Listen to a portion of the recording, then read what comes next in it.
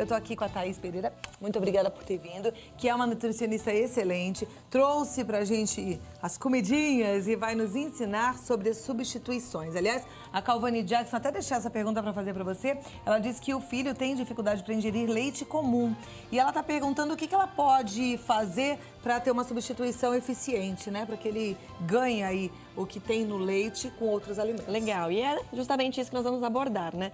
Então nós temos substitutos do leite em si, por exemplo, aqui o leite de soja. Então, para quem não pode tomar o leite comum de vaca, o leite de soja. Nós temos que separar bem. Então, todos os leites, então leite de cabra, leite de búfalo, por ser proteína animal, você acaba tendo a presença da lactose porque ele é produzido pela glândula mamária.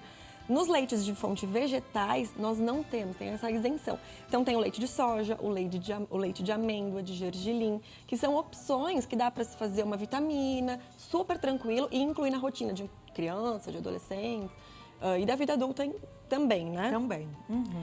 Aqui nós temos um queijo, acho que é super legal falar sobre o queijo, que é uma dúvida que a gente tem, né? Então, o doutor Marcelo falou super bem aí sobre as intolerâncias e existe 3 classificações, até mesmo para a gente conseguir entender como funciona a parte de alimentação. Então, a classificação primária, então a pessoa vai tendo essa perda da sensibilidade, perde um pouco da capacidade fisiológica de produzir a lactose. Então, essa sensibilidade a gente tem que sentir. Tem pacientes que conseguem fazer uso de produtos, fontes de leite, sem ter um agravante dos sintomas, né? Já na fase secundária, que é proveniente de uma situação patológica, pós uma patologia, e aí desenvolve a intolerância. Tem que primeiro descobrir qual é a causa dessa patologia e tratá-la, para conseguir fazer o uso também desses alimentos. E na intolerância, na deficiência congênita, que é adquirida, né, desde a infância, aí a restrição é total mesmo dessa intolerância. Tá. Então, nos queijos, o que acontece? Nos queijos maturados, aqui é o camembert, por exemplo, mas um queijo suíço, o roquefort, você tem o quê nesses queijos? A presença de micro-organismos. Esses micro-organismos que são adicionados, eles potencializam as características sensoriais, organolépticas deste queijo, deixa bem acentuada. E esse micro-organismo faz um processo digestivo, então ele acaba digerindo parte da lactose. Então são mais aceitados o queijo maturado do que os queijos frescos. Então, se alguém tem uma intolerância à lactose leve, pode, por exemplo, testar o queijo maturado. Exatamente, isso mesmo. É isso. Tentar mais essas opções e evitar maturadas. o queijo branco, o queijo prato, o queijo mussarela, é isso? Isso mesmo. Os queijos maturados têm uma tolerância a essa lactose muito melhor para esse tipo de paciente. Ok. Aí agora aqui. Iogurtes, leite fermentado, eles possuem a presença dos lactobacilos. Os lactobacilos, que são as bactérias, né, benéficas, também fazem esse processo de transformar a lactose em glicose e galactose. Então fica mais fácil a absorção pelo organismo. Não precisa necessariamente ter a participação somente da lactase, né? Da parte enzimática. Então também são alimentos mais tolerados pela presença dos lactobacilos. Tá, mas se uma pessoa tem uma intolerância à lactose forte, severa, também tem que ficar longe do leite fermentado e do iogurte. Primeiro, como até o doutor falou, é legal essa avaliação clínica. Então faz uma restrição geral de todos os alimentos que possuem traços, que possuem presença, mesmo que seja menor, da lactose, para conseguir ver se você tem a remissão dos sintomas. E depois, parcialmente, você introduz os que têm um teor leve, para ver se vai agravar. E aí é legal fazer os exames para ter uma confirmação do diagnóstico, né? Que é o próprio médico que vai solicitar. Mas se a pessoa tiver essa propensão e essa intolerância intermediária, restrição mesmo desses alimentos. Tá. O que a gente tem aqui? Aqui são o whey protein isolado. Por quê? Também temos atletas, praticantes de atividade física, com intolerância à lactose. Isso é muito comum. E o whey protein isolado, ele também tem uma fração bem menor da lactose, por ser concentrado somente a parte proteica. Geralmente, o whey protein isolado, ele é 0 de carboidrato, 0 de gordura. Então, todo o açúcar, a lactose é um carboidrato, é a parte do açúcar do leite, é retirada. Então, o uso de um whey protein isolado, você consegue também incluir na rotina, sempre com essa sensibilidade, né? Do paciente, da necessidade. Também testando, né? Não é que não tenha lactose, o whey protein isolado. Isso. Tem um pouco. Porção menor, ele é retirado esse açúcar, mas pode conter traços de lactose. Agora, eu fico muito pensativa em relação às pessoas que precisam de cálcio, que tem uma tendência a uma osteoporose, né, que já estão com um problema desse tipo. O que elas devem, então, comer para não sentir essa falta do nutriente? E aqui, essa outra porção da mesa, que é justamente essa é a principal deficiência, que é do mineral cálcio, que é a maior fonte na origem animal, leites, queijos, derivados. Então, quem não pode com nada de lactose, pode com tudo que tá daqui para cá. Exatamente. Então, vamos olhar essa parte aqui que é linda também e bem nutritiva. Nozes. As oleaginosas em si, elas têm uma qualidade nutricional muito boa e a presença de cálcio também. Então, por exemplo, uma colher de gergelim por dia, você atinge quase 90, 100 miligramas de cálcio.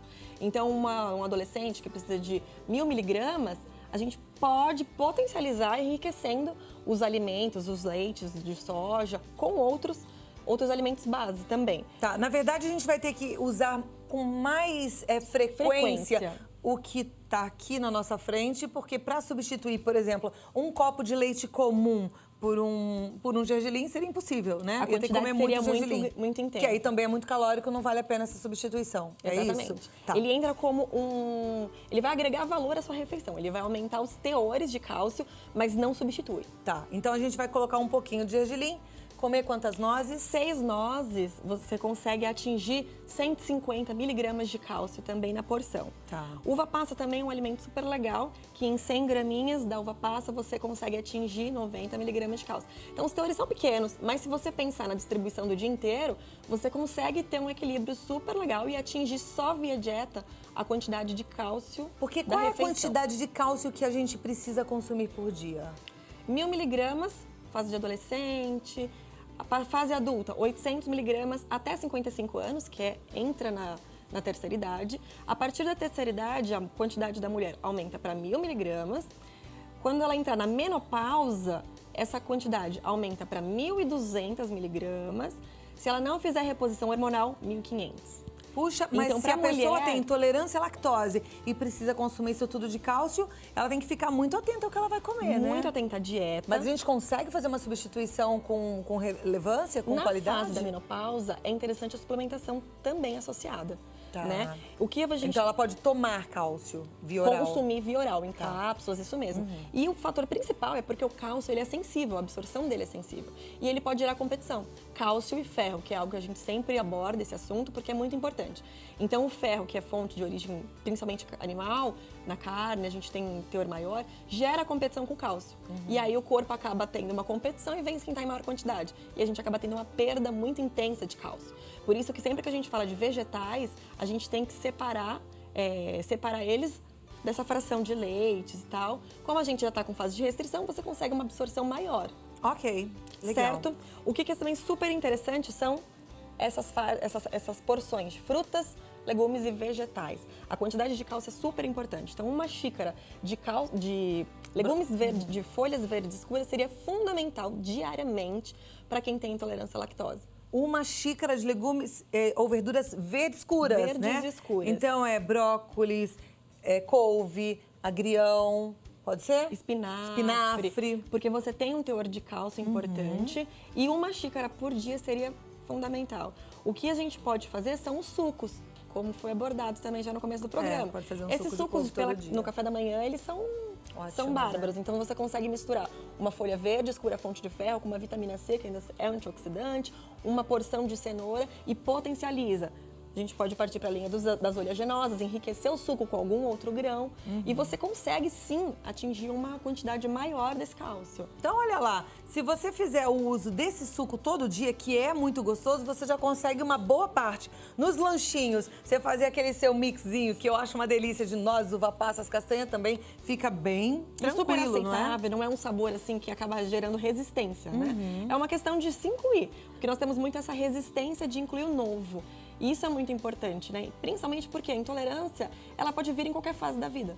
Então, é importante sim a gente já fazer uso de uma alimentação saudável, porque a base de uma alimentação saudável você já consegue se munir nutrido, né? Perfeito. E a gente sempre fala aqui que o paladar ele é adaptável, né? Então, como é importante a gente colocar desde o comecinho da alimentação, quando a gente introduz a alimentação para os nossos filhos, aquilo que realmente tem qualidade nutritiva, né? Porque ele vai gostar. Se você começar a dar para ele brócolis, ele vai pedir brócolis, porque ele vai sentir gostoso o paladar, não é? Tem um fator bem interessante, eu tenho atendido algumas crianças que tiveram na infância intolerância, suspeita de intolerância à lactose, e esse pós, na fase de desenvolvimento da criança, por ela ter passado por um processo de restrição, gera muitas vezes um comportamento alimentar deficiente. Então, a relação da criança com o alimento acaba ficando debilitada e ela tem muita dificuldade, muita recusa alimentar do novo. Então, aí é um trabalho até que a gente tem trabalhado muito em parceria com psicologia. Por quê? Essa questão do contato mesmo, do alimento com a criança. Por isso que desde sempre, se tiver suspeita, é interessante sim procurar um nutricionista, um médico, para conseguir identificar se tem como a gente fazer substitutos para não gerar uma restrição sem substituição.